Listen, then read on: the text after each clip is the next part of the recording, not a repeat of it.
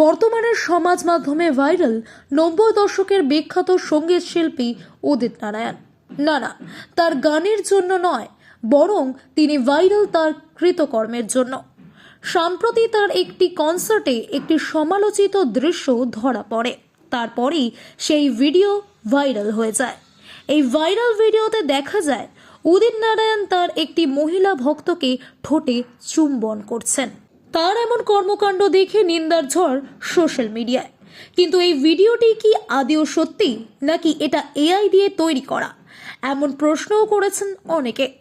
তাহলে চলুন এই ভিডিওতে জেনে নিই এই ভাইরাল ভিডিও ঠিক কতটা সত্য আর ঠিক কতটা মিথ্যে।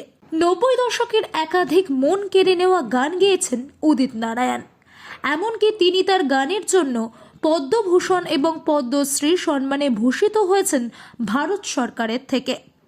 এত খ্যাতি ও সম্মানের পরেও তিনি আজ অপমানের শিকার।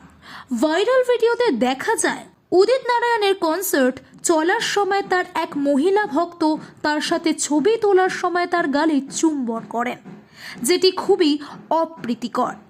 এতটা পর্যন্ত তবু মানা গেলেও এই পরের ঘটনাটার জন্য কেউই প্রস্তুত ছিলেন না।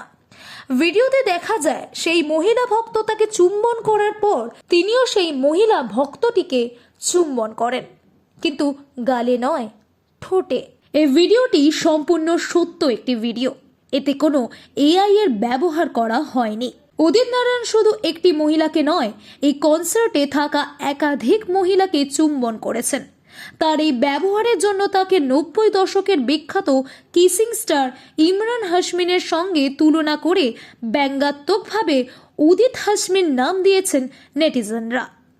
যখন সমাজে নারীর সম্মান নিয়ে এত কথা বলা হচ্ছে, এতভাবে সচেতন করা হচ্ছে সকলকে, তারপরেও উদিত নারায়ণের মতো পদ্মভূষণ পদ্মশ্রী পাওয়া ব্যক্তি যদি এমন ঘটনা ঘটায়, তাহলে তা সত্যি নিন্দনীয়।